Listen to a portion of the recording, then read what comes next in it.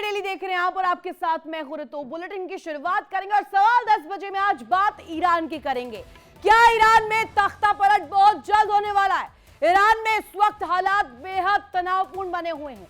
Iran के अलग अलग हिस्सों में सरकार विरोधी प्रदर्शन तेज हो चुके हैं और इसी बीच ब्रिटेन के एक सीनियर नेता ने ऐसा दावा कर दिया है जिसने अंतरराष्ट्रीय राजनीति में भूचाल ला दिया है और हलचल मचा दी है। ब्रिटेन के सांसद और पूर्व सुरक्षा मंत्री टॉम टुगनेहाट ने आरोप लगाया है कि ईरान से भारी मात्रा में सोना बाहर भेजा जा रहा है और यह संकेत हो सकता है सरकार तख्ता पलट के बाद तैयारी करनी शुरू भी कर चुकी है।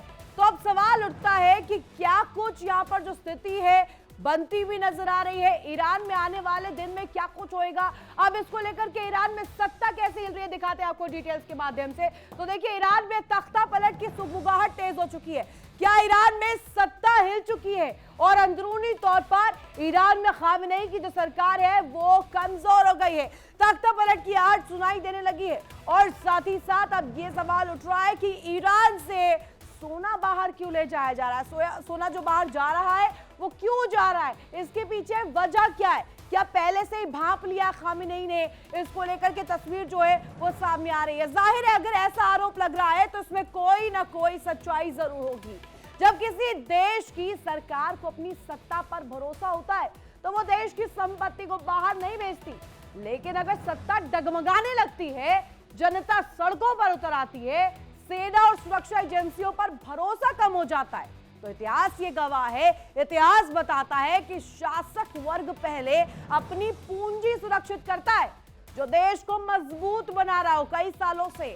हिस्ट्री यही कहती है, हिस्ट्री कहती है कि पहले कोशिश ये की जाती है कि जो खजाना है उसे पहले सुरक्षित किया जाए, पहले महफूज किया जाए, और यही आरोप ईरान पर आज लग रहा है। ब्रिटिश संसद में यहाँ पर इसको लेकर के सुगबुगाहट जो है नजर आई। ब्रिटिश संसद में बोलते हुए टॉम टुगनेहाट ने ये बड़ा दावा कर डाला। उन्होंने सीधे सीधे कहा कि ईरान से सोने की बड़ी खेप बाहर जा रही है। कहां जा रही है ये भी सवाल किया। और रूसी कार्गो विमान लगातार तेहरान में उतर रहे हैं। तो क्या अब सवाल ये कि रूस भेजा जा रहा है सोने को, ये विमान हथियार और गोला बारूद ला रहे हैं। साथ ही साथ ये भी कहा गया कि सारी जो गतिविधियां है सामान्य नहीं है, बिल्कुल भी ये जनरल नहीं है। ये जो हो रहा है इसके पीछे बड़ी वजह है। टुगनेहाट के मुताबिक ईरान का इस्लामिक शासन अब आपात स्थिति में पहुंच चुका है, इमरजेंसी की स्थिति में पहुंच चुका है और ये रणनीति पर काम कर रहा है कि कैसे अपनी पूंजी को सुरक्षित रख लिया जाए, अपने खजाने को सुरक्षित किया जाए। अब चलिए ग्राफिक्स के जरिए आपको समझाते हैं कि आखिर हो क्या रहा है, ईरान में स्थिति क्या है। अब देखिए ईरान में आखिर स्थिति क्या है, खामेनेई की तख्ता पलट को लेकर के क्यों बात की जा रही है। सड़कों पर बड़ी संख्या में लोग उतर गए हैं। लोग यहाँ पर एक आवाज उठा रहे हैं, सीधे सीधे डेथ ऑफ डिक्टेटर। इस्लामी सरकार पर दबाव लगातार बढ़ रहा है और इसके साथ साथ ईरान से भारी मात्रा में सोना बाहर भेजे जाने की भी खबर सामने आ रही है और यह भी बात आ रही है कि तेहरान में रूसी विमान भी देखे गए हैं। तख्ता पलट से पहले की तैयारी बताई जा रही है। ये कहा जा रहा है कि तख्ता पलट हो उससे पहले ही यहां पर पूंजी को सुरक्षित कर लिया जाए, महफूज कर लिया जाए। अब ईरान में जो स्थिति उत्पन्न हुई है, सड़कों पर जब लोग आए हैं, ये खास तौर पर कहा जा रहा है कि थियोक्रेसी डेमोक्रेसी दोनों ही नहीं है ईरान में इस्लामिक रिपब्लिक शासन है, यानी कि वहां पर धार्मिक तौर पर एक इस्लामिक रिपब्लिक के तौर पर फ्रंट खुलता है। अब खामेनेई वहां पर सर्वोच्च नेता है। खामेनेई के तख्ता पलट को लेकर बात हो रही है। ब्रिटिश सांसद टॉम टुगनेहाट ने इसका दावा किया है, कहा है कि सोना बड़ी खेप जो है सोने की वहां से ले जाई जा रही है। कहां जा रहा है सोना, क्यों जा रहा है सोना और इसके पीछे की मंशा क्या है, ये तीनों ही बड़े सवाल है और ये तीनों इसलिए पूछे जा रहे हैं क्योंकि इस वक्त पूरे वर्ल्ड ऑर्डर में चर्चा इसको लेकर की जा रही है कि क्या ईरान में खामेनेई की सरकार गिरने वाली है, खामेनेई का शासन खत्म होने वाला है, क्या ईरान में तख्ता पलट होने वाला है। तो देखिए टॉम टुगनेहाट जो ये दावा कर रहे हैं, ये दावा अपने आप में बड़ी तस्वीर पेश करता है। तस्वीर इस कदर पेश करता है कि इस कहानी में रूस की एंट्री को ला देता है। रूस इसमें कैसे शामिल हो गया आप ये जरा समझिएगा। इसको भी लेकर के बेहद अहम खुलासे जो है हो रहे हैं। रिपोर्ट्स की माने तो रिपोर्ट्स के मुताबिक रूसी कार्गो विमान जो है लगातार मंडराते हुए तेहरान पर नजर आए, कैपिटल पर नजर आए। अब ईरान की राजधानी तेहरान में ये विमान क्या कर रहे थे? रूसी कार्गो विमान वहां पर कैसे पहुंचे और क्यों पहुंचे, क्या मंशा है? और इस वक्त तो जंग के हालात भी ईरान के साथ नहीं है, तो ऐसी स्थिति में ईरान में अगर रूसी कार्गो विमान पहुंच जाते हैं तो बड़े सवाल खड़े होंगे। हथियारों की सप्लाई बढ़ाई जा रही है और सबसे बड़ा दावा दर्शकों यही, अगर हालात बेकाबू होते हैं तो ईरान के सर्वोच्च नेता क्या अली खामेनी मॉस्को में शरण लेंगे, मॉस्को पहुंचेंगे, मॉस्को उसको कैसे लेकर के प्रतिक्रिया देता है और मॉस्को यानी कि रूस यानी कि पुतिन इसको लेकर कैसे रिएक्ट करते हैं। क्या शेख हसीना को जैसे भारत ने शरण दी वैसे अयातुल्ला अली खामेनी को पुतिन मॉस्को में शरण देंगे? ये दावा ब्रिटिश अखबार द टाइम्स की रिपोर्ट में सामने आया। और अब चलिए आपको समझाते हैं कि रूस को लेकर के अभी तक क्या कुछ अपडेट सामने आए। रूस की प्रतिक्रिया जरा सिलसिलेवार तरीके से समझिए, ग्राफिक्स के जरिए किस तरीके से यहाँ पर जानकारी मिल रही है। ईरान और रूस एक साथ क्या आ गए हैं और ये वर्ल्ड ऑर्डर बदलने की जो होड़ है अमेरिका के खिलाफ, क्या इसकी कोशिश है? रूसी कार्गो विमानों के तेहरान पहुंचने को लेकर जब जानकारी मिलती है ये बात पुष्ट हो जाती है कि अब रूस जो है बैकअप दे रहा है ईरान को और विमानों में हथियार होने का दावा भी किया जा रहा है। आप सीधे सीधे समझिए, विमान पहुंच रहे हैं, ऐसे वैसे विमान नहीं, कार्गो लेस हथियारों से, आर्टिलरी से ये विमान बताए जा रहे हैं। सत्ता को लेकर आशंकाएं और गहरी हो गई है। ये बताया जा रहा है कि सत्ता कहीं ना कहीं डामाडोल स्थिति में है, डगमगा रही है, तो ऐसे में रूस बैकअप देगा। खामेनी की सुरक्षा पर सवाल उठ रहे हैं, इसलिए भी क्योंकि लगातार ये कहा जा रहा है कि डेथ टू डिक्टेटर ये होना चाहिए। वहां पर मांग की जा रही है खामेनी की हत्या की जाए और खामेनी के मॉस्को भागने की चर्चाओं को भी अब लेकर के तेजी आ गई है। ये तेजी इसलिए भी क्योंकि यहां पर बात की जा रही है और सवाल भी किया जा रहा है कि क्या ईरान का सर्वोच्च नेता वाकई देश छोड़ने की तैयारी कर चुका है और देश छोड़ने की तैयारी कैसी की है? सोना भेजकर, पूंजी को भेजकर, या फिर ये सिर्फ मनोवैज्ञानिक दबाव बनाने की रणनीतिक है, यानी कि प्रेशर क्रिएट करने की एक तरह से पॉलिसी है, एक रणनीति है, एक मनोदशा क्रिएट करने की कोशिश है जिसमें सीधे सीधे पूरे वर्ल्ड ऑर्डर को मैसेज दिया जाए कि कोई डर नहीं रहा है। यानी कि अयातुल्ला अली खामेनी जो है सीधे सीधे जंग में लड़ सकते हैं, वो अपने आप केपेबल है लड़ाई के लिए। और साथ ही साथ ये भी सवाल उठता है कि जब ये साइकोलॉजिकल तौर पर प्रेशर क्रिएट करने की कोशिश की जा रही है, इस बीच पूरे वर्ल्ड ऑर्डर में मैसेज कैसे लिया जा रहा है?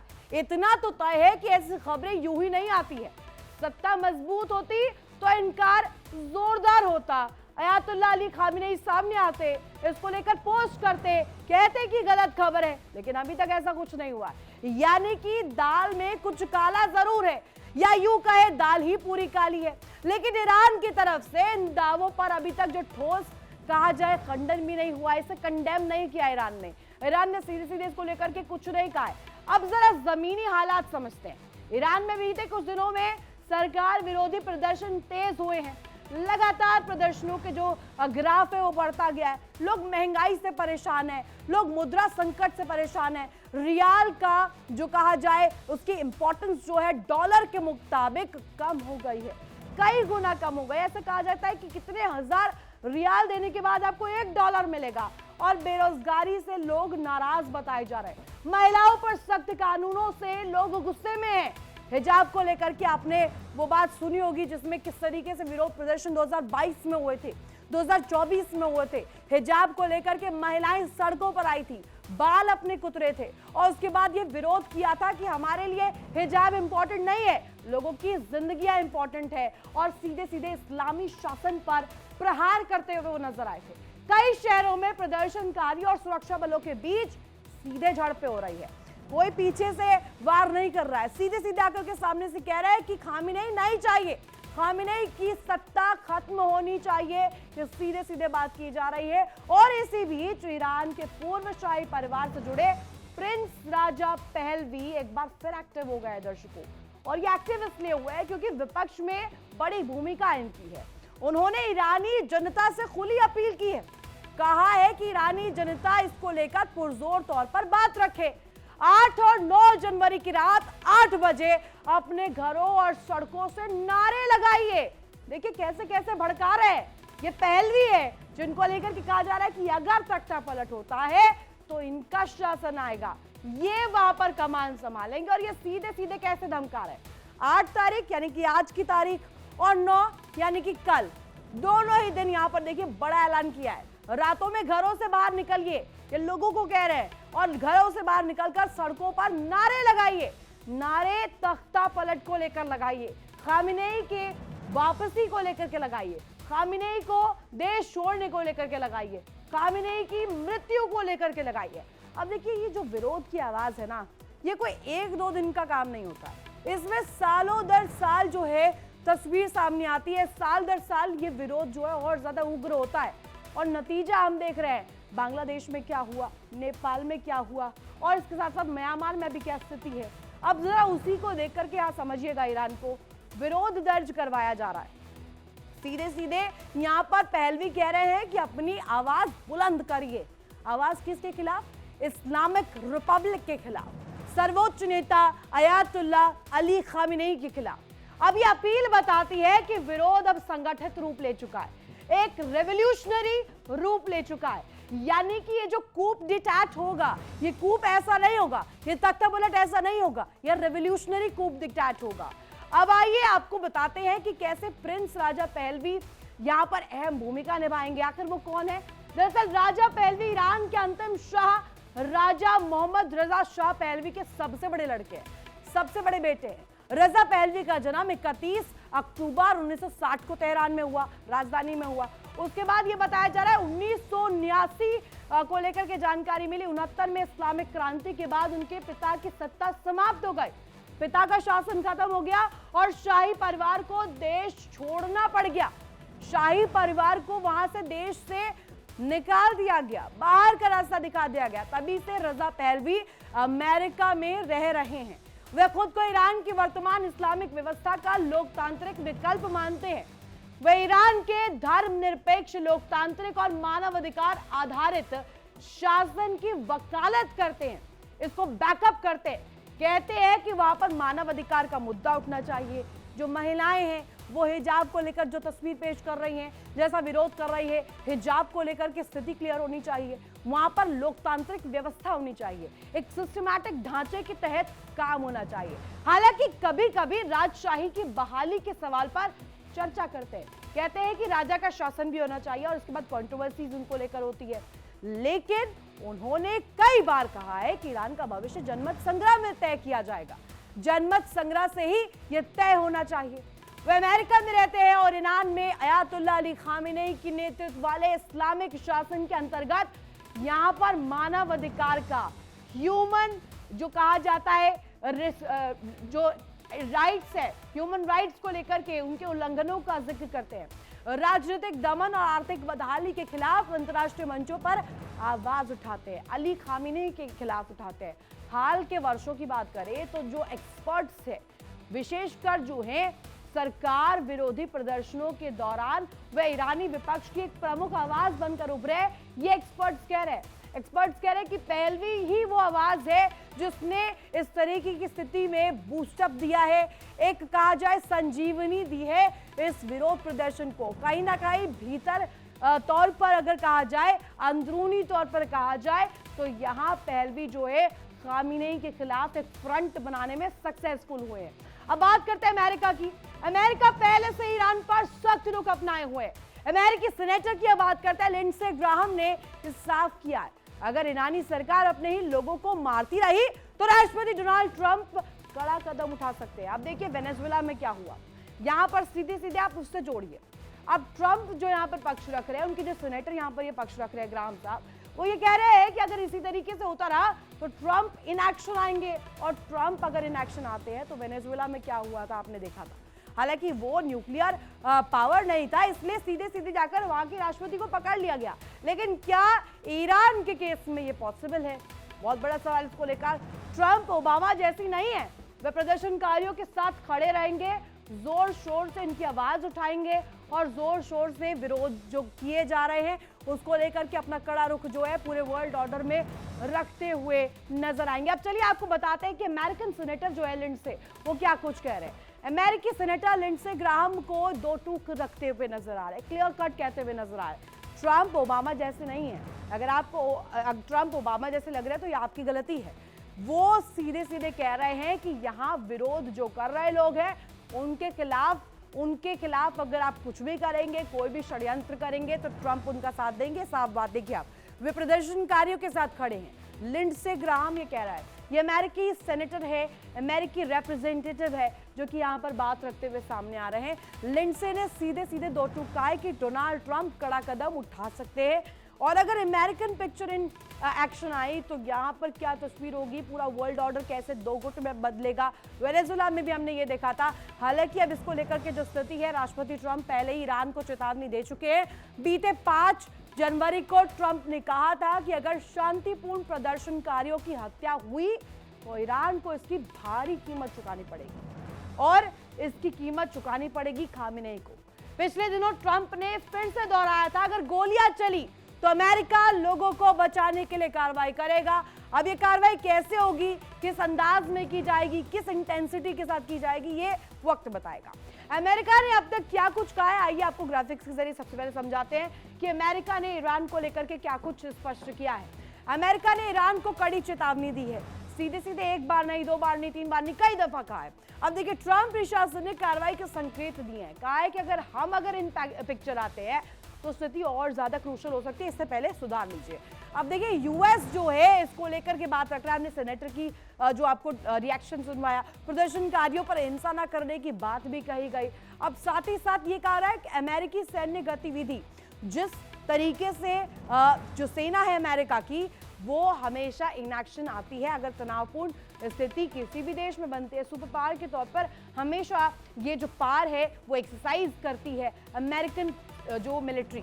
अब ईरान इस वक्त बड़े संकट के दौर से गुजर रहा है। अगर ईरान में ये स्थिति होती है तो क्या इजराइल प्लस अमेरिका ये फोर्स इन एक्शन आएगा और रूस और ईरान, वेनेजुएला जैसे देशों का टक्कर यहाँ पर सीधी सीधी देखने को मिलेगी। अब क्या वर्ल्ड ऑर्डर बदलने वाला है और वर्ल्ड ऑर्डर किस अंदाज में बदलेगा?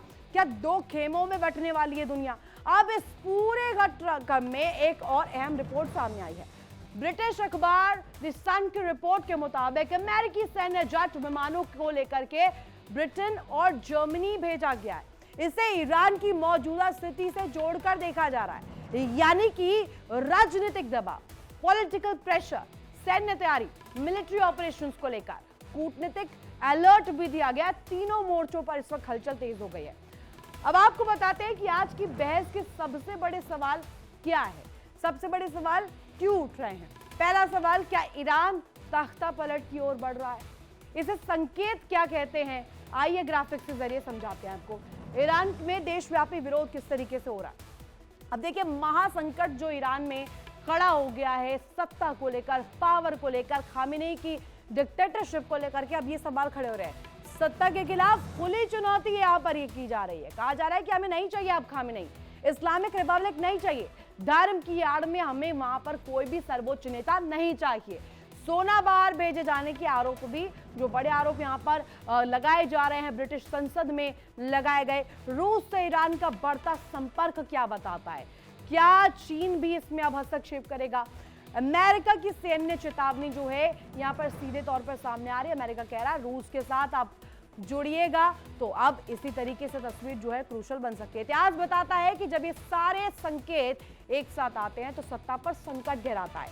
जबकि ईरान समर्थक विश्लेषकों का कहना है कि विरोध प्रदर्शन सीमित है, एकदम लिमिटेड है, सरकार अब भी मजबूत है, सोना भेजने के दावे अपुष्ट है, पश्चिमी मीडिया दबाव बना रही है, यानी ये भी संभव है कि ये सब रणनीतिक प्रचार युद्ध हो। इसको लेकर के ईरान को लेकर कई सवाल उठ रहे हैं। आइए आपको ग्राफिक्स के जरिए जल्दी से बता देते हैं, क्या ईरान से सोना बाहर भेजा जा रहा है और इसको लेकर के किस तरीके की तस्वीर है वो आपको बता देते हैं। ईरान से सोना बाहर भेजा जा रहा है, ये बड़ा सवाल, क्यों भेजा जा रहा है, किसको भेजा जा रहा है और कहां पर स्टोर किया जा रहा है? क्या खामेनेई के भागने की तैयारी है? खामेनेई क्या देश छोड़कर भागने वाले हैं? रूस ईरान को सेफ हाउस बना रहा है, यानी मॉस्को में क्या शरण लेंगे? अमेरिका सैन्य कार्रवाई के करीब है क्या? अब अमेरिका मिलिट्री पावर एक्सरसाइज कर सकती है क्या?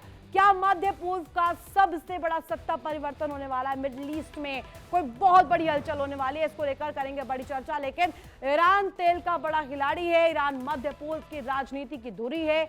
मिडिल ईस्ट में किस तरीके से उसकी मजबूती हम देखते हैं, साल दर साल इसको लेकर के पिक्चर सामने आती है और इसको लेकर के करेंगे बड़ी चर्चा। एक खास पैनल मेरे साथ इस वक्त मौजूद है, खास मेहमान मेरे साथ कनेक्ट हो चुके हैं।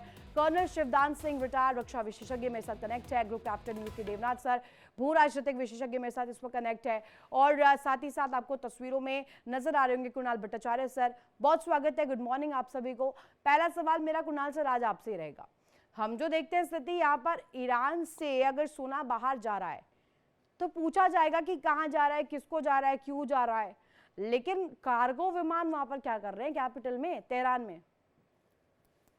आपने जो बताया है वो एक तरीके से सच है कि ये अमेरिका ईरान में जो ये राजा खोमेनी राजा का वो पहलवी का सपोर्ट कर रहा है, और वहां पे जो लड़कियों का, औरत का वो हिजाब के ऊपर एजिटेशन है, उसमें भी ट्रंप ने कमेंट किया है। लेकिन मेरे को लग रहा है ये ईरान गोल्ड रिजर्व में ये अभी स्ट्रॉन्गेस्ट है इन डेकेड्स। ये बोला है इतना सोना अभी ईरान के पास है, और ईरान चाहता है कि यूरोपियन सैंक्शन व यूनाइटेड नेशंस का सैंक्शन को न्यूट्रल करने के लिए वो सोना से डील करे।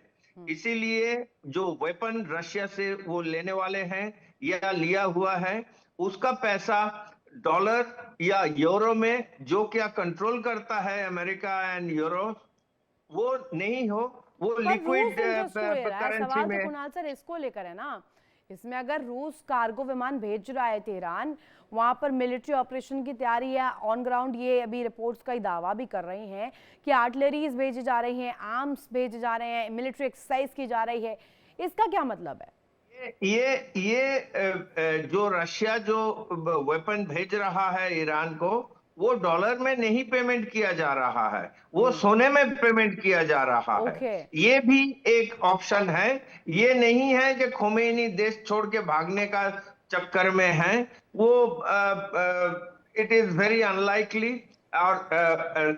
और भी हमने खबर सुना है अभी कि अमेरिकन सोल्जर्स अभी इंग्लैंड और जर्मनी में लैंड किया हुआ है। इसका मतलब वो अमेरिका से डायरेक्ट ईरान में, जैसे जून में किया हुआ था 12 जून को B-2 बॉम्बर सीधा अमेरिका से ईरान के ऊपर न्यूक्लियर अटैक डिस्ट्रॉय किया था, तो वो वैसा नहीं होगा, क्योंकि अभी फिजिकली सोल्जर ट्रांसपोर्ट करने का है। इसीलिए वो इंग्लैंड और जर्मनी में अमेरिकन सोल्जर्स शिफ्ट किया हुआ है। तो ये चीज मेरे को नहीं लग रहा है कि खोमेनी भागने का चक्कर में है। ये ईरान का वेपन सिस्टम, तो ये आप कह रहे हैं कि एक्सचेंज ऑफ प्रोडक्ट्स, चीज के बदले में चीज दिए जा रही है, आर्म्स के बदले में गोल्ड दिया जा रहा है। Is that what you're trying to say? ये है, और रशिया भी यही चाहता है। 16,000 सैंक्शन लग चुके हैं रशिया के ऊपर, लेकिन फिर भी यूरोप, अमेरिका रशिया को काबू में नहीं ला पा रहा है। इसका मेन कंसिडरेशन है ये रशिया में सुना है 324 टन गोल्ड रिजर्व किया हुआ है, निकल रहा है, और 4% उनको इंक्रीज कर रहा है एवरी ईयर टिल 2026। इसका मतलब Russia is also expecting sanction, and ये आइसोलेट ना हो जाए इकोनॉमिकली। ये ट्रांजैक्शन चालू रखने का एक लिक्विड करेंसी के तौर पर इसको यूज किया जा रहा है। I think that is why Russia is also wants to build gold, and इसीलिए वो ईरान के साथ गोल्ड में डील करना चाहता है इंस्टेड ऑफ डॉलर या यूरो। ठीक है कुणाल सर, आपने जो ये बात रखी है इसमें एक चीज तो बहुत क्रूशल निकलकर सामने आ रही है कि दावे कुछ होते हैं, ग्राउंड रियलिटी कुछ और होती है। यूके देवनाथ सर, अब आपसे मैं समझना चाहूंगी, अगर मैं कूप्स को लेकर के जरा ब्रीफिंग करूं, तख्ता पलट कैसे कैसे होते हैं, किस किस प्रकार के होते हैं, एक होता है ऑटो कूप, एक होता है वीटो कूप, मिलिट्री कूप, ब्रेक थ्रू कूप, गार्डियन कूप, काउंटर कूप, डेमोक्रेटिक कूप, फॉरेन इन्फ्लुएंस बैकअप कूप, और एक होता है रेवोल्यूशनरी कूप, जो कि हम ईरान में देख रहे हैं। एक रेवोल्यूशन के तौर पर वहां पर तख्ता पलट हो रहा है। अब सीधे सीधे वहां पर लोगों की आवाज तेज होना, वहां पर लोगों की आवाज सामने आना, उनके सड़कों पर आना, क्या अली खामेनेई नहीं देख रहे होंगे? और अगर वो देख रहे हैं तो ये जो सोना बाहर भेजा जा रहा है, जैसा कि कुणाल सर ने कहा, ये एक्सचेंज ऑफ प्रोडक्ट्स हो रहा है, तो यह एक्सचेंज ऑफ प्रोडक्ट्स तक सीमित है या उनका डर भी है, उनकी बौखलाहट भी है?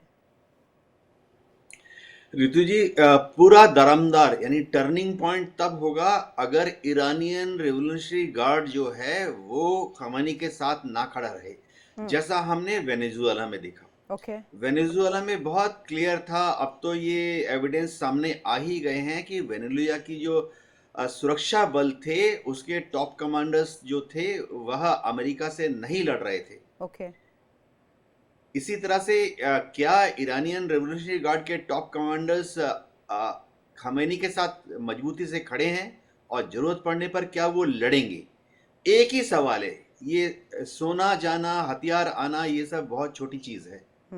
एक ही सवाल है कि ईरान में अगर लोग सड़कों पर आ जाते हैं, और जाहिर बात है कि ईरान में, देखिए ये जग जाहिर है कि ईरान में मोसाद बहुत ज्यादा एक्टिव है, ईरान में CIA बहुत ज्यादा एक्टिव है।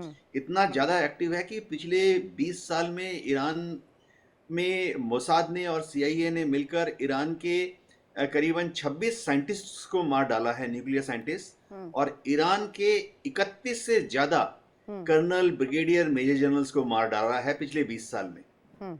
तो मोसाद कितना एक्टिव रास्ता है। ही नहीं बचता ना। ठीक है, आप ये सब एक्सप्लेन कर रहे हैं, CIA के इंपॉर्टेंस को एक्सप्लेन कर रहे हैं, वहाँ पे इन्फ्लुएंस क्या है, अमेरिकन फोर्सेस की तैनाती कैसे हो रही है, वो सब चीज़ें ठीक है सर, बट मैं इंटरेस्टेड आज इस बात में हूँ कि क्या अब खामेनेई को भी सत्ता का डर सता रहा है? उन्हें भी देश छोड़कर जाने की क्या ऐसी कहा जाए तो स्थिति उत्पन्न हो रही है, उनको ऐसा लग रहा है? ये बहुत क्रूशल हो जाता है, क्योंकि आयतुल्लाह अली खामेनेई को लेकर के जब भी बात हुई है, वो एक बहुत स्ट्रॉन्ग बोल्ड लीडर के तौर पर सामने आते हैं। वो इतनी इजीली वहां से देश छोड़कर भाग जाए, इतना पॉसिबल है नहीं है? ये ग्राउंड रियलिटी आप समझाइएगा सर। ऋतु जी, जमीन पर खामेनी को सत्ता क्या उनसे छीन ली जाएगी? कौन छीनेगा? कोई पावर ना दुनिया में है, ना अमेरिका के बस में है, ना पश्चिमी, ना इजराइल की सत्ता खामेनी से छीन सके। क्या ईरान के लोग अंदर से विद्रोह करके, जो हम हजारों की तादाद में लोग प्रदर्शन कर रहे हैं, क्या वो खामेनी से सत्ता छीन सकते हैं? सवाल ही नहीं उठ सकता है। खामेनी बहुत अच्छी तरह से या बुरी तरह से मैं कहूं IRG की मदद से वहां पर एस्टेब्लिश्ड हैं। तो खामेनी को कोई डर नहीं है। देखिए दुनिया में क्या हो रहा है इसको बृहंगम दृष्टि से देखना पड़ेगा। पूरे मिडिल ईस्ट में अगर हम देखें तो 31 अरब मुस्लिम देश हैं। सारे देश एक एक करके अमेरिका के चरणों में चले गए हैं। आखिरी मुल्क जो ठहरा हुआ था, जो अमेरिका की शरण में नहीं गया था, वो था सीरिया। और सीरिया में पिछले साल बशर अल असद की सरकार को एक और दूसरे आतंकवादी की मदद से, अल-शरा जवानी की मदद से अमेरिका, CIA, तुर्की और इजराइल ने मिलकर सीरिया से बशर अल असद को भी लुढ़का दिया। अब पूरे पर्शियन गल्फ में सिर्फ एकमात्र देश ऐसा है जो अमेरिका की चरणों में नहीं है। सिर्फ एकमात्र देश, लास्ट स्टैंडिंग देश जो अमेरिका की शरण में नहीं है, वो है ईरान। और जाहिर बात है पूरा अमेरिकन एडमिनिस्ट्रेशन चाहे कोई भी हो, अगले कई सालों तक तब तक एक ही कोशिश करता रहेगा, सांस रोककर। अब अमेरिका का अल्टीमेट एक ही इरादा है कि अगले 5 साल में, 10 साल में, जब भी ईरान को गिराना है, ईरान को अमेरिका के साथ लाना है, ईरान को अमेरिका की शरण में लाना है।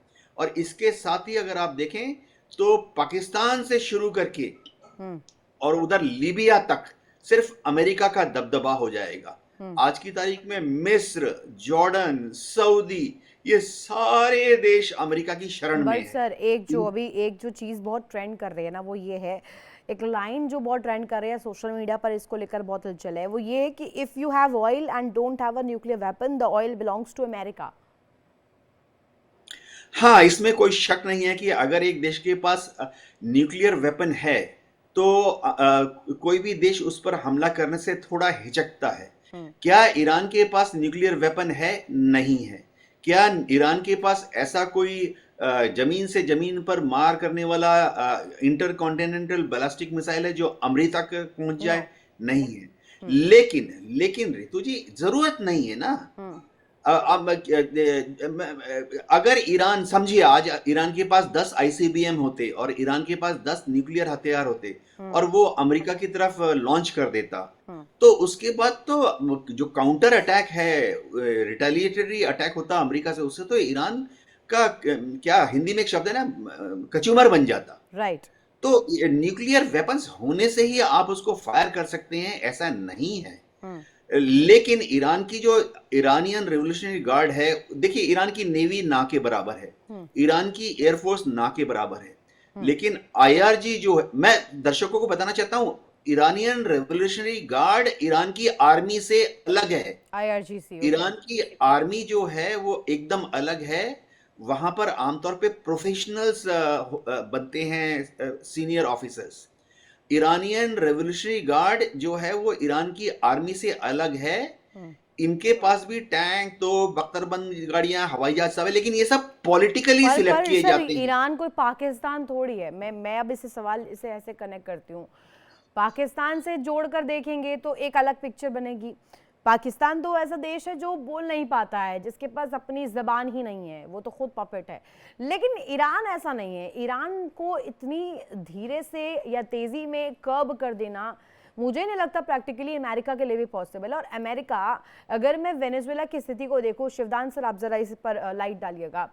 अमेरिका ने वेनेजुएला में जो त्राही त्राही मचाई, जो बमबारी की, जो बारूदी वर्षा करी, उसकी राजधानी काराकास में, तेहरान में पॉसिबल है क्या?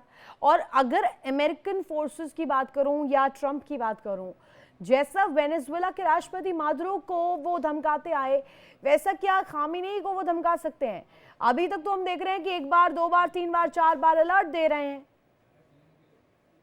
देखिए, जब से वेनेजुएला का जो सत्ता परिवर्तन हुआ है, तब से बेचैनी बढ़ी है ईरान में भी।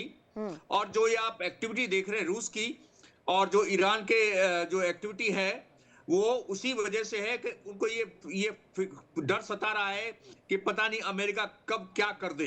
क्योंकि अमेरिका की जो, जैसे आपने पहले भी कहा है, पॉलिसी यही है कि जो देश असुरक्षित हैं उनके तेल पर कब्जा किया जाए। वो ये पर वहां के फिर सीनेटर, वो जो ग्राहम साहब का एक बयान आया है, लिंडसे ग्राहम कह रहे हैं कि वहां पर चीजों को लेकर के स्थिति ऐसी बनाई गई। अब ब्रिटिश संसद में एक वाकया सामने आता है, वो वहां पर कहा जा रहा है कि इस तरीके का सोना देना लेना, ये जो रूस के साथ हो रहा है, ये रिलेशंस कैसे हैं? अब रियाल डॉलर से कमजोर हो गया है, ये रिलेशन कैसे हैं? अब शिवदान सर, इसको लेकर के तस्वीर कैसे होगी, इस पर आप चर्चा में आप चाहूंगी, आप बताइएगा। संजीव सर ने भी ज्वाइन कर लिया, उनसे भी इस पर रिएक्शन लूंगी। ठीक है, आ रही हो शिवदान सर। एक बड़ी खबर सामने आ रही है, दर्शकों को एक बड़ी जानकारी दे दूं। रूस अमेरिका तनाव से जुड़ी है बड़ी जानकारी, बड़ी खबर, जहां रूसी सांसद ने यूएस पर हमले का प्रस्ताव दिया है और यूएस के खिलाफ मिलिट्री एक्शन की जरूरत है। रूसी तेल टैंकर जब्त करने के बाद तनाव जो है, टेंशन जो है, वो और ज्यादा अधिक बढ़ गए हैं। यूएस ने रूसी झंडा लगे टैंकर पर कब्जा कर लिया है। तो ये विस्तारवाद की जो नीति अमेरिका अपना रहा है मिलिट्री ऑपरेशंस के जरिए, मिलिट्री एक्शंस के जरिए, अब ये चौतरफा बात इसको लेकर के हो रही है। और रूसी सांसद ने यूएस पर हमले का प्रस्ताव दिया है, सीधे तौर पर दिया है।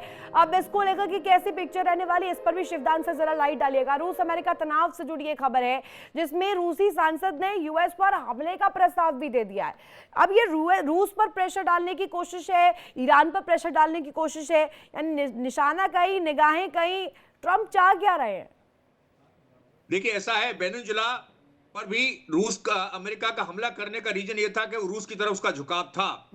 ईरान का तो पक्का क्लियर है कि ईरान जो है रूस के साथ उसका पूरा झुकाव है और दोस्ती है ईरान के साथ में। तो अमेरिका अपनी साम्राज्यवाद और अपने जो विस्तारवाद की नीति है उसको बढ़ावा दे रहा है, जिसके कारण उसने डेनमार्क को धमकी दी है कि अपने ग्रीनलैंड पर कब्जा करेगा। ठीक है, इसलिए इसको देखते हुए जो ये रूसी सेनाओं की जो एक्टिविटी बढ़ी है और रूसी सांसद ने जो धमकी दी है वो इसलिए दी है कि अमेरिका का जो विस्तारवाद की नीति पिछले कुछ दिनों से, जब से ट्रंप ने चारों तरफ अपना ये तो आकर लड़ ले शिवदान सर, फिर आकर लड़ ले सीधे सीधे। अगर अमेरिका को, ट्रंप को लड़ना है पुतिन से तो लड़ ले सीधे सीधे। फिर ये इन देशों का सारा क्यों ले रहे हैं? वेनेजुएला, ईरान, फलाना देश क्यों चाहिए उनको सपोर्ट? सीधे आकर के बोले कि रशिया से फाइट करनी है। देखिए, ऐसा रूस एक महाशक्ति है, रूस के पास कैपेबिलिटी है, आईसीबीएम की भी है, न्यूक्लियर वेपन्स की भी है, और आप उसको डिनाई नहीं कर सकते कि एक समय में रूस एक 5 महाशक्तियों में गिना जाता था। अमेरिका यदि रूस के साथ सीधा युद्ध करता है तो ये क्लियर कट तीसरा विश्व युद्ध होगा दुनिया में, और इसके द्वारा महाविनाश होगा, न्यूक्लियर वेपन्स का पक्का इस्तेमाल किया जाएगा। ठीक है, अब जरा मैं ओपनिंग कमेंट चाहती हूँ संजीव सर से। संजीव सर ने थोड़ा लेट ज्वाइन किया है, मैं उनसे एक ओपनिंग कमेंट ले लेती हूँ।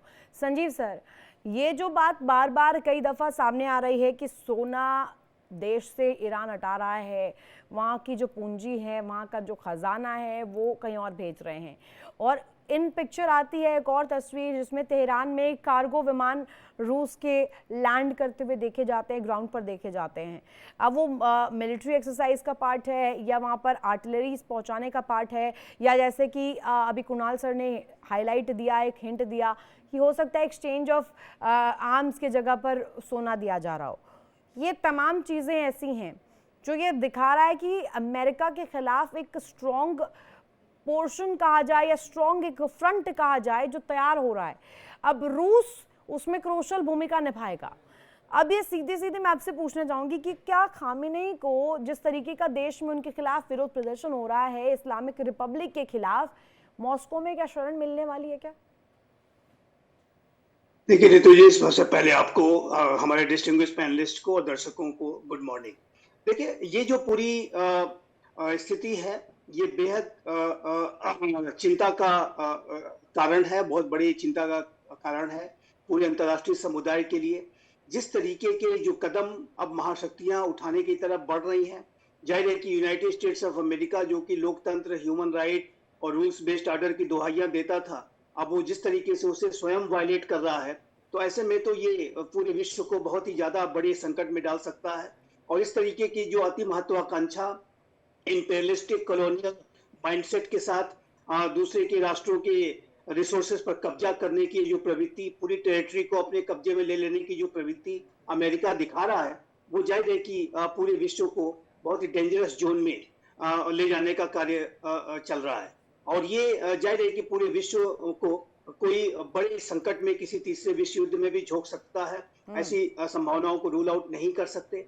और इसमें कोई दो राय नहीं है कि यदि महाशक्तियां जिस दिन एक दूसरे को डायरेक्टली अगर टारगेट करना शुरू कर दिया और एक दूसरे को शूट करना शुरू कर दिया, तो उसी दिन तीसरे विश्व युद्ध की शुरुआत हो जाएगी। ये बात बिल्कुल स्पष्ट है। और ये जो तीसरा विश्व युद्ध है वो न्यूक्लियर थ्रेशोल्ड उसमें कब क्रॉस करेगा कोई नहीं कह सकता। और जो कि सर्वनाश जिसे कहते हैं, म्यूचुअली एश्योर्ड डिस्ट्रक्शन यानी मैड की सिचुएशन में ये पूरी दुनिया चली जाएगी। तो ये पूरी मानवता के लिए समक्ष भी बड़ा प्रश्न है कि इस तरीके के जो बड़े अपने आप को रिस्पॉन्सिबल कहने वाले राष्ट्र जब ऐसे कदम उठा रहे हैं तो उसका क्या अंजाम होगा। जो आपने प्रश्न पूछा है, देखिए, ईरान के संदर्भ में यूनाइटेड स्टेट्स ऑफ अमेरिका की और इजराइल की सबसे बड़ी मंशा ये रहती है कि ईरान की इस्लामिक रिजीम को बदल दिया जाए। और 1979 में ये इस्लामिक रिजीम बनी थी, इस्टेब्लिश हुई थी, और उसके बाद से अमेरिका ने लगातार, वहाँ का डीप स्टेट, वहाँ की CIA ने बहुत कोशिशें की कि किस तरीके से इस रिजीम को उखाड़ फेंका जाए। मोसाद भी उसमें लगा रहता है। लेकिन ये जो ईरान है, ये इस्लामिक रिजीम है, वो अपने आप को जाहिर है कि एक बना करके रखे हुए है, संकल्पबद्ध तरीके से वो भी लड़ाई लड़ रही है। ये अलग बात है कि ईरान की तरफ से जो इजराइल के बारे में बयान आते हैं, अमेरिका के बारे में बयान आते हैं, death to America, death to Israel, obliterate कर देंगे, यदि हमारे पास न्यूक्लियर वेपन्स आ गया तो इजराइल को रहने नहीं देंगे। इजराइलियन पिक्चर आप दिखा रहे हैं यहाँ पर, इजराइल और अमेरिका। अभी मैं ऐसा कहूँगी, बेशक से ये सिलेक्टिव अप्रोच के तहत हो या अपने फ़ायदे के लिए कहिए, इजराइल भी फ़ायदा खोज रहा है, अमेरिका भी फ़ायदा खोज रहा है। फ़ायदे की दोस्ती इजराइल अमेरिका की जो है, ये जो फ्रंट बना है, ये खामी नहीं कि परेशानी के लिए दोगुना है क्या? देखिए, इसमें कोई दो राय नहीं है कि जो फ्रंट है वो बन रहा है। रशिया को 4 वर्षों के रशिया यूक्रेन युद्ध के बाद अब ये पता चल गया है कि वो अकेले अमेरिका और यूरोपीय देशों को चैलेंज नहीं कर सकता। इसी वजह से अब रशिया की जो चाइना के साथ, ईरान के साथ, नॉर्थ कोरिया के साथ, वेनेजुएला की सरकार तो उन्होंने बदल ही दी, लेकिन जब तक मदुरो थे तब तक इस बात की संभावना थी। और अभी आप देखिए तो मेरा ऐसा मानना है कि जो रशिया का जो प्रेजेंस है, जो रशिया के जो एक्शंस हैं, वो वेनेजुएला के संदर्भ में भी आ सकते हैं, और जो वेनेजुएला भी उस खेमे में शामिल हो सकता है। और इंडिया की इसमें क्या, मैं इसमें इंडिया की अगर इम्पोर्टेंस की बात करूं, भारत क्या रोल प्ले करेगा, भारत किसका सपोर्ट करेगा? क्योंकि हमारे जो संबंध कूटनीतिक तौर पर रूस के साथ भी है, ईरान के साथ भी है, इजराइल के साथ तो हमारे कितने अच्छे रिलेशंस है, ये तो दुनिया जानती है, पूरा वर्ल्ड ऑर्डर जानता है। देखिए ऋतु जी, आपने बहुत ही महत्वपूर्ण प्रश्न पूछा है, और मैं ऐसा मानता हूं, मेरा ऐसा स्पष्ट रूप से मानना है कि जिस तरीके से पूरे अंतर्राष्ट्रीय समुदाय का वातावरण बिगड़ता जा रहा है, ऐसे में एक ऐसा राष्ट्र जो कि बुद्धिमत्ता की आवाज है, जो कि वॉइस ऑफ विजडम है, वॉइस ऑफ होप है, वो उस राष्ट्र की बहुत नितांत आवश्यकता है। और जैसे जैसे दुनिया में टकराव की स्थिति बढ़ेगी, भारत जो कि वसुधैव कुटुंबकम और पूरे विश्व में एक शांति की बात करता है। अभी राष्ट्रपति पुतिन आए थे भारत में, और हमारे प्रधानमंत्री ने उनसे कहा कि देखिए, भारत तटस्थ नहीं रहेगा, भारत तटस्थ कभी भी नहीं था। भारत अगर किसी के साथ खड़ा है तो शांति के साथ खड़ा है, भारत किसी के साथ खड़ा है तो संवाद के साथ खड़ा है। और ना तो हमारी विस्तारवाद की नीति है, ना हम नीतियों में बदलाव रखते हैं, ना दोस्ती और दुश्मनी को लेकर के अपनी स्थिति में कोई एक लेयर रखते हैं, हम ट्रांसपेरेंट रखते हैं इन रिलेशंस को। और कुणाल सर, अब मुझे ज़रा आप ये समझाइएगा, आने वाले दिनों में जो स्थिति उत्पन्न हो रही है, अगर वहाँ पर तख्ता पलट हो जाता है, नहीं होता है, रजा पहलवी की तस्वीर आती है, नहीं आती है, that's a different part, but क्या आने वाले दिनों में मिडिल ईस्ट में ये सत्ता परिवर्तन होना या नहीं होना एक बड़ी पिक्चर पेश कर सकता है? वहां पर क्या कुछ बड़ा होने वाला है? देखिए, रशिया का सपोर्ट चाहिए ईरान को अमेरिका के साथ लड़ने के लिए, लेकिन अभी कल को ये खबर मिला है मेरे को कि ट्रंप 1.0 में उनका कोई फॉरेन सेक्रेटरी था, फियोना हिल, उन्हें कांग्रेशनल टेस्टिमोनी दे के बोला है कि रशिया और ट्रंप के साथ कोई अनरिटन अंडरस्टैंडिंग था, जो बताया गया है कि Russia will not interfere Trump with Venezuela attack and America will not interfere with Russia to occupy Ukraine. ये चीज बड़ा शॉकिंग है, ये एकदम हिल चुका है मेरा कॉन्फिडेंस ये दोनों कंट्री में। ये आप लोगों को हमने सभी ने देखा। इतनी बौखलाहट ट्रंप को क्यों नहीं, मुझे समझ में नहीं आता। चाहे वेनेजुएला हो, कंपेयर कीजिए अमेरिका और वेनेजुएला, लैटिन अमेरिका का एक कंट्री वेनेजुएला, उस पर तेल को लेकर के आपको प्रेशर बनाना होता है, आप रास्ता नार्को टेररिज्म के हवाला देते हैं, ड्रग्स का हवाला देते हैं, ड्रग्स तस्करी हो रही है वहाँ से।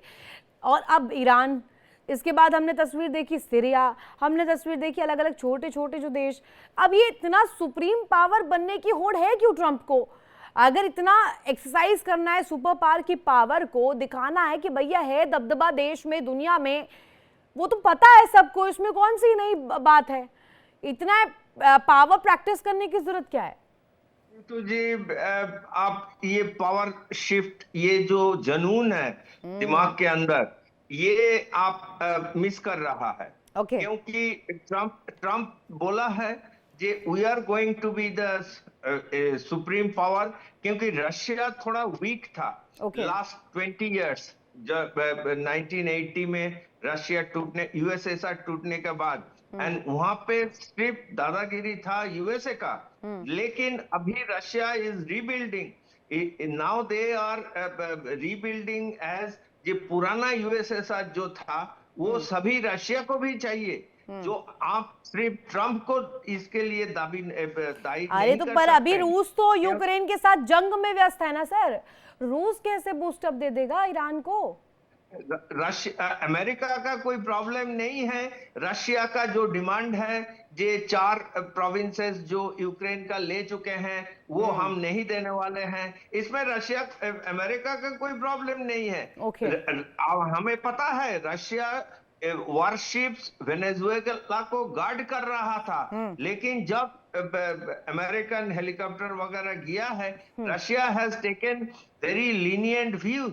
And same thing United Nations में जो परसों रात में कॉन्फ्रेंस हुआ था, वहां पे भी रशियन का प्रोटेस्ट इज वेरी वीक। ये बात देखना है कि ट्रंप और पुतिन के बीच में कोई अनरिटन अंडरस्टैंडिंग हुआ क्या नहीं। पर कि ट्रंप तुम भाई वही है यूक्रेन ना, लो, वही शासक मेरे है को- ट्रंप, जो एक बात रखते हैं और हड़बड़ी में गड़बड़ी कर जाते हैं। कई दफा टैरिफ को लेकर हमने भारत की स्थिति में जब देखा था, वो भी हड़बड़ी में गड़बड़ी थी। आपने कहा कि रूस से तेल मत लीजिए, इतना आसान थोड़ी होता है साहब। अब ठीक है, सुपर पावर है, इसका मतलब ये थोड़ी दूसरे देश बोलेंगे भी नहीं। और भारत तो ऐसा है कि अपनी बात रखने से और अपनी चीज़ों को रखने से पीछे नहीं हटता है। अब यूके देवनाथ सर, मुझे ये समझाइएगा, एक सिचुएशन ये एनालाइज कीजिए कि यहाँ पर अभी वॉर की सिचुएशन क्रिएट होती है, वर्ल्ड वॉर 3, उसमें ईरानियन रोल कैसा रहेगा? क्योंकि यहाँ पर तख्ता पलट तो पहले से लेकर के हम देश में देख रहे हैं क्या स्थिति है। अब दूसरा सवाल ये कि जैसे जिस इंटेंसिटी के साथ, जिस डेप्थ के साथ हमले अमेरिका ने मिलिट्री ऑपरेशंस के जरिए, एब्सोल्यूट रिजॉल्व के जरिए वेनेजुएला में चलाया, क्या वैसा ही ईरान में पॉसिबल है? और जरा वहां की वॉरशिप्स को समझाइएगा। तीसरा प्रश्न ये है कि अमेरिका अगर मिलिट्री ऑपरेशन ईरान में करता है तो कैसे किया जा सकता है, कैसे प्रेशर बनाएगा? क्योंकि चेतावनी तो अब दे चुके हैं ट्रंप। रितु जी, जहां तक वेनेजुएला के ऊपर अमेरिका का हमला था, उसकी तुलना ईरान के ऊपर अमेरिका के हमले से नहीं की जा सकती है। वेनेजुएला जो है कितना बड़ा मुल्क है, समझिए उत्तर प्रदेश से महज 2 गुना या 3 गुना। ईरान कितना बड़ा मुल्क है, करीबन करीबन नॉर्थ इंडिया के बराबर है। वेनेजुएला में हुआ ये कि समुद्र से कराकस कितना दूर है, हेलीकॉप्टर्स को जाने में महज अमेरिकन हेलीकॉप्टर्स को जाने में महज 11 मिनट लगे। ओके। ईरान में उनकी राजधानी तेहरान समुद्र से बहुत दूर है। ईरान की आर्मी 6 लाख की है, प्रोफेशनल आर्मी है। अच्छे इक्विपमेंट तो नहीं है, लेकिन जो भी इक्विपमेंट हैं उनके साथ उनकी ट्रेनिंग अच्छी होती है। अब ईरान में खास चीज क्या है? आईआरजी। मैं फिर से कहना चाहता हूं, आईआरजी की संख्या करीबन 1.5 लाख है और ये पॉलिटिकली सिलेक्टेड हैं और ये हाईली मोटिवेटेड हैं। आईआरजी की जो मिलिट्री पावर है वो उसकी संख्या में नहीं है कि 1.5 लाख स्ट्रेंथ है। ईरानियन आर्मी की स्ट्रेंथ 6 लाख है, लड़ेगी। लेकिन ईरानियन रेवोल्यूशनरी गार्ड की संख्या जो है वो इतनी है और वो हाई। क्या होता है, आप 1 मिनट दीजिए। आईआरजी में जितने जवान हैं, जैसे हम बोलते हैं कि नायक है, हवलदार है, जेसीओ है, ये सब पॉलिटिकली सिलेक्टेड होते हैं। ये सब तभी सिलेक्ट किए जाते हैं आईआरजी में अगर ये सत्ता के प्रति अपनी लॉयल्टी दिखाते हैं। इनको ऐसे नहीं सिलेक्ट किया जाता, ये तभी सिलेक्ट किए होते हैं जब वो आयतुल्लाह खुमानी के प्रति अपनी निष्ठा दिखाते हैं। यानी कि सिलेक्टिवली देखा जाए, वेनेजुएला पर जैसा घातक प्रहार किया ट्रंप ने, वैसा प्रैक्टिकली उस इंटेंसिटी के साथ ईरान के साथ हो, ये अभी नहीं संभव माना जाएगा। और ज्योग्राफिकल रीजंस आप इसमें दे रहे हैं, आरजी का हवाला आपने दिया। संजीव सर, एक लास्ट आपसे कमेंट चाहती हूं मैं, अगर आने वाले दिनों में तख्ता पलट होता है तो वर्ल्ड ऑर्डर में क्या बदलाव होंगे? और दूसरा सवाल ये कि ट्रंप जो कहा जाता है, ट्रंप हर दफा मानवाधिकार, ह्यूमन राइट्स, ये जो एक ढांचा प्रेजेंट करते हैं, ये जो एक हवा प्रेजेंट करते हैं, अब खामेनेई क्या उनके लिए मानवाधिकार मर गए हैं? ये अमेरिका का क्लियरली कही गई बातों में और जो कथनी और करनी में बहुत बड़ा अंतर दिखाई दे रहा है। और ये अमेरिका जाहिर है कि अपने जो डेमोक्रेटिक जो वैल्यूज की वो बातें करता है, उसके बिल्कुल विपरीत जाकर के कार्य कर रहा है। लेकिन एक बात बिल्कुल स्पष्ट है कि ईरान वेनेजुएला नहीं है। ईरान पनामा नहीं है। ओके। और यूनाइटेड स्टेट्स ऑफ अमेरिका का जो इराक का जो मिलिट्री इंटरवेंशन था, उसका बहुत बड़ा खामियाजा अमेरिका को भी भुगतना पड़ा था। और अमेरिका इराक में घुसा तो जरूर, लेकिन आने में उसको 10 साल और लग ये गए। बहुत ही स्पष्ट भी होती है, स्थिति को देख करके भी बोला जाता है न्यूक्लियर वेपन्स हो ना हो, that's not a matter, matter is कि who is in the opposition. Khamenei है ऑपोजिशन में ट्रंप के वहां पर, और खामेनेई इतनी आसानी से काबू में आ जाए ये भी बहुत प्रैक्टिकली पॉसिबल नहीं है। बहुत शुक्रिया कीमती वक्त देने के लिए आप सभी मेहमानों का, Kunal sir, U K Devnath sir, Sanjeev sir और शिवदान सर, आप सभी का शुक्रिया। फिलहाल देखिए जो स्थिति वर्ल्ड वॉर 3 के करीब बढ़ रही है, तेल की मांग को लेकर के या ट्रंप की सिलेक्टिव अप्रोच को लेकर के स्थिति क्या होती है आने वाले दिनों में, और ईरान में क्या तख्ता पलट की सुगबुगाहट जिस तरीके से तेज है वो क्या सच होने वाला है। रुकेंगे बहुत छोटे से ब्रेक के लिए, ब्रेक के उस पार भी इसी पर करेंगे चर्चा और इसी को लेकर के आपको देंगे पूरे दिन अपडेट। बने रहे इंडिया डेली के साथ। इंडिया डेली अब आपके स्मार्ट टीवी पर मौजूद है। इंडिया डेली 24/7 अब इन सभी प्लेटफॉर्म्स पर लाइव है।